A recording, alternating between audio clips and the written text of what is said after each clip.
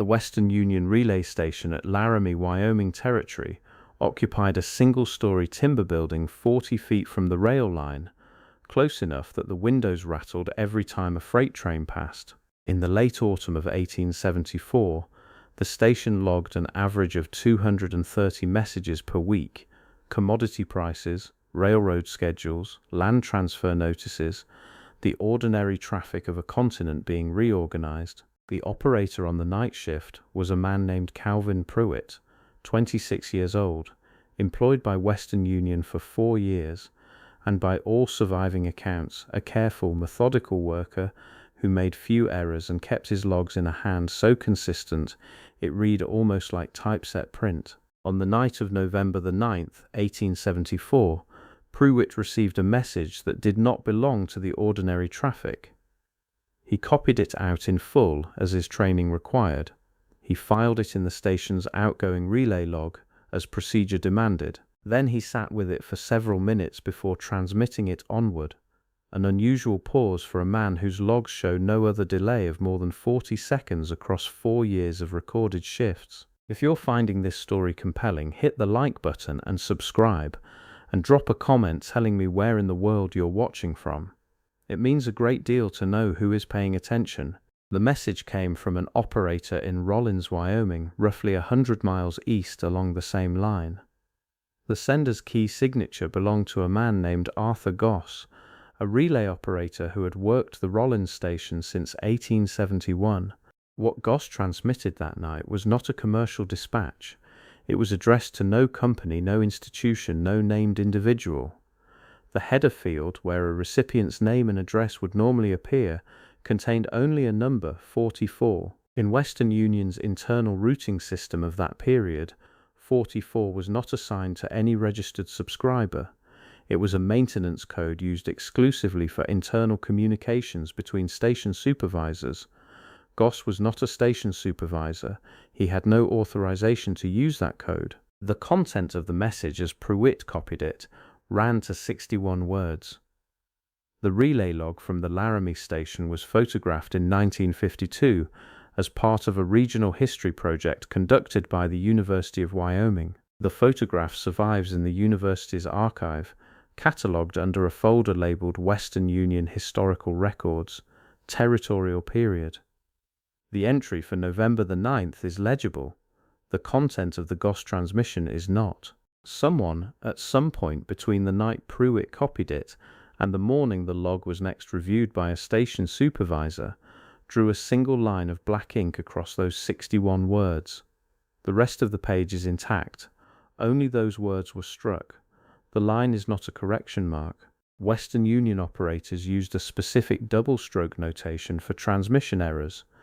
This is a single, deliberate stroke across the full width of the entry, drawn with enough pressure to slightly indent the paper beneath. Arthur Goss died on the 14th of December, 1874, 35 days after transmitting the message. The cause of death recorded in the Carbon County Register is listed as exposure. He was found 2 miles outside Rawlins by a railroad survey crew. His body showed no injuries consistent with a fall or an assault. The temperature that night had been 4 degrees below zero. The survey crew noted that Goss was found without his coat, without gloves, and without the leather satchel he was known to carry at all times. A satchel that other operators at the Rawlins station described as containing his personal copies of every message he had ever transmitted. Those copies were never recovered. Calvin Prewitt left Western Union's employ in January of 1875, 2 months after receiving the Goss transmission. He gave no stated reason. His personnel file, which Western Union maintained at their regional office in Cheyenne, was transferred to the company's Central Archive in New York in 1881. The Central Archive sustained a partial fire in 1883. Prewitt's file was among the records listed as destroyed. He moved to Cody, Wyoming, where he worked as a land surveyor until his retirement in 1912. He gave one interview printed in the Cody Enterprise in 1917, in which he was asked about his years with Western Union. His answer, as printed, was careful. He said telegraph work required a man to carry other people's words without ever asking what they meant. He said he had carried some words he wished he could forget. The interviewer, apparently satisfied with this as color rather than disclosure, moved on to the next question. The Rawlins station log for November the 9th, 1874, does not survive. The station itself was demolished in 1902 when the rail line was rerouted. No photograph of the building exists in the Carbon County Historical Society's collection, though photographs of every other station along that stretch of line were taken by the same survey crew in 1898. Rawlins was the only one they missed, or skipped. What survives is the Laramie log, the struck entry, and a second document that did not surface until 2008, when a collector in Salt Lake City purchased a lot of Wyoming Territorial records at a private estate auction. The second document is a handwritten letter, unsigned, addressed to no one, folded inside a surveyor's field notebook that had belonged to Calvin Prewitt.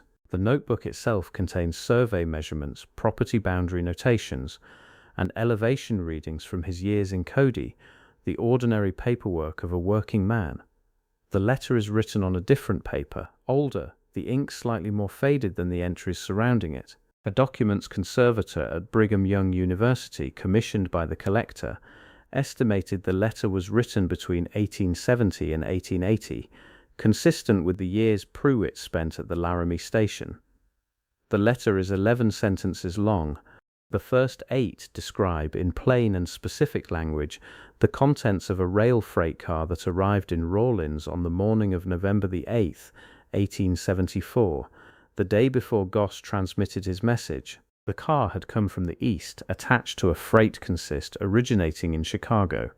It was sealed, marked as agricultural equipment, and escorted by 2 men who did not appear on the train's passenger manifest. Those men had arrived at the freight office requesting that the car be moved to a private siding away from the main platform. They paid in cash. No receipt was issued. The 9th sentence describes what the letter's author saw when the car's door was opened by one of the escorts to allow ventilation during the night. The final 2 sentences say only that the author transmitted a message the following morning and regretted it ever after.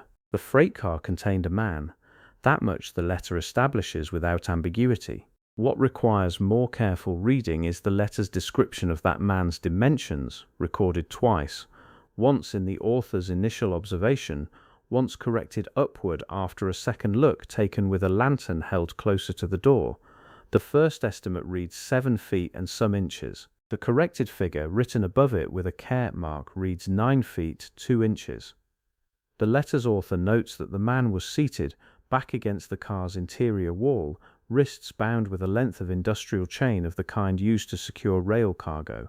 He was breathing. He was watching the door. He did not speak. The 2 escorts closed the car before the author could see more. What the letter does not contain is any name.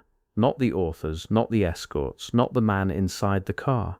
The author was either too cautious to record names or had reason to believe names were the most dangerous thing to write down. Given what followed for Arthur Goss, the caution was reasonable. The freight car was moved from the Rawlins siding on the morning of November the 10th, 1874, attached to a westbound Union Pacific consist bound for Sacramento.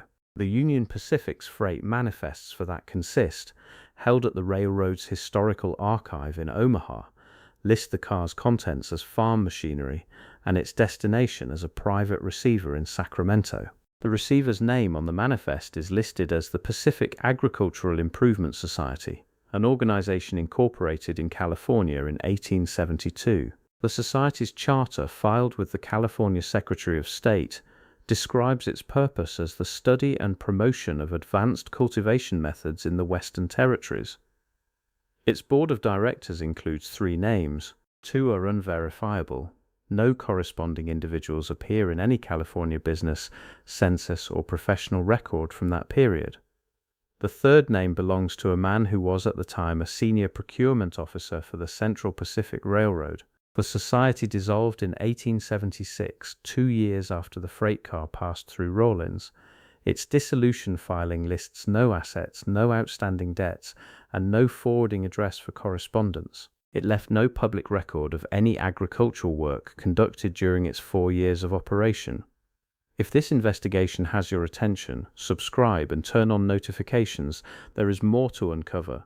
Your support makes it possible to bring these buried histories to the surface. The message Arthur Goss transmitted on the night of November the 9th was routed via the Maintenance Code 44 to a receiving point that Western Union's internal directory of that period does not officially list. The directory, a bound volume held at the Smithsonian Institution's National Museum of American History under the category of telecommunications history, catalogues every authorized relay point in the Western Union network as of 1874.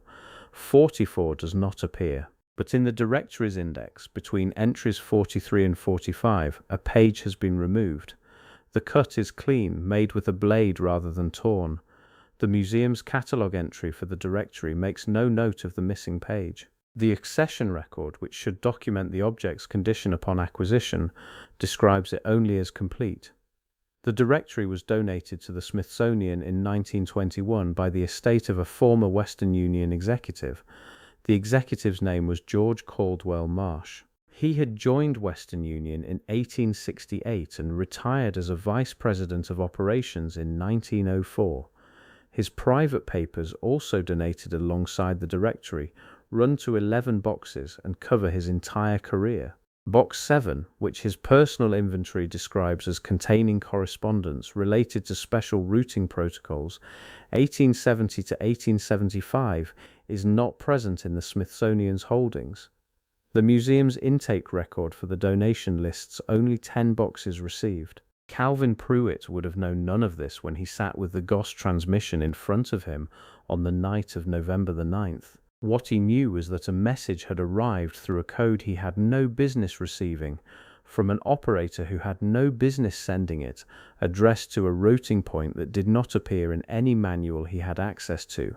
He copied it as he was trained to do. He then sat for several minutes, that documented pause, before forwarding it along the line. What he chose to do with the content is not recorded. The letter found in his field notebook suggests he wrote something down. The struck entry in the Laramie log suggests someone else decided that writing was a mistake.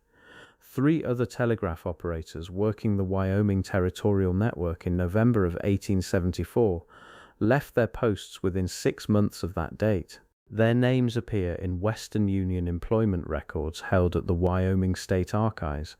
A man named Hollis Durant at the Carbon Station, a woman named Edna Fisk at the Evanston Station, and an operator identified only by surname Callaway at the Green River Station.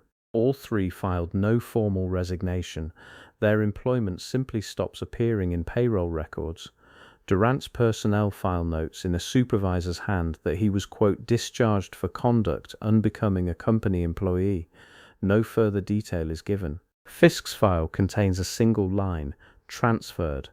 No receiving station is listed. Callaway's file is 4 pages of blank forms with a name written at the top and nothing filled in beneath it. What connects these 4 operators, Prewitt, Durant, Fisk, Callaway, is geography. Their stations form a rough corridor along the Union Pacific line between Rawlins and the Utah border. A freight car traveling westbound from Rawlins in the early hours of November the 10th would have passed through or within relay distance of all 4 stations before crossing into Utah Territory. Someone was monitoring who received what along that corridor. Someone was watching the wire. The man in the freight car had been taken, according to the unsigned letter, from a location near the Medicine Bow Mountains, roughly 60 miles south of Rawlins. The letter does not describe how he was taken or by whom. It says only that the 2 escorts referred to him in conversation with the freight office clerk as the consignment. They used that word twice. The clerk, the letter notes, did not ask any questions. He was paid in advance for the siding rental, and the record of the transaction appears nowhere in the Rawlins freight office ledger for that week. The ledger page covering November the 7th through the 12th has been cut from the binding. The cut, like the one in the Western Union directory, is clean. What remains in Rawlins from that period is the land itself, the siding location, still visible as a slight depression in the ground off what is now a municipal road, where the rails were pulled up long after the station was gone. No marker identifies it. No local history account mentions it. It is simply a shallow trench where something once stopped briefly before moving on. Calvin Prewitt lived until 1924. 50 years after the night he sat with a message he was not supposed to receive, he died in Cody, Wyoming, surrounded by survey maps and field notebooks and whatever he had decided over 5 decades to keep and whatever he had decided to forget. His obituary in the Cody Enterprise runs to 4 paragraphs. It mentions his years as a surveyor, his membership in the local Methodist congregation, and the names of his surviving children. It does not mention Western Union. It does not mention Laramie. It says he was a quiet man who kept to himself and was well regarded by those who knew him. The field notebook with the unsigned letter inside it passed through 3 generations of his family before landing in that Salt Lake City estate sale. None of his descendants, when contacted by the researcher who eventually examined the letter, had any knowledge of its contents. His daughter, interviewed in 1961 for a local oral history project on Wyoming pioneer families, said her father never spoke about his time working the telegraph line. She said he had told her once, when she was a child, that some jobs required a man to hear things and then decide for the rest of his life whether the hearing had been worth it. She did not know what he meant. She assumed it was a general observation about work. The man in the freight car left no record that any institution has acknowledged, no Sacramento arrival log, no detention record, no medical file, no death certificate filed under any name in California between 1874 and 1880. The Pacific Agricultural Improvement Society's dissolution papers, the last official document connected to his transit, make no reference to any person in their care. Whatever the society did with its single delivery, it did it without paperwork. The Medicine Bow Mountains, where the unsigned letter places his capture, were sparsely mapped in 1874. Survey crews working that region in the 1880s noted, in passing, several cave systems in the upper elevations that showed signs of long habitation, fire scarring on rock walls, crude shelving cut into stone, the remains of what one surveyor described as sleeping platforms built for someone of unusual size. The surveyor filed his notes. They were absorbed into a territorial land report that was never published. The report sits in the National Archives under a classification that requires no special clearance to access, but has never been digitized and receives, according to the archive's own access logs, fewer than 3 researchers per decade. The wire Goss sent on November 9, 1874, ran 61 words. Prewitt copied every one of them. Someone struck them through before morning. Goss was dead before the month was out. And the man those words described, chained in a freight car, watching a door, breathing in the dark, moved west along the rail line and out of every record that survives. The wire said something. The silence that followed said the rest. Thank you for staying with this until the end. If what you heard here stayed with you, the other films on your screen continue the investigation. Subscribe if you haven't, and I will see you in the next one.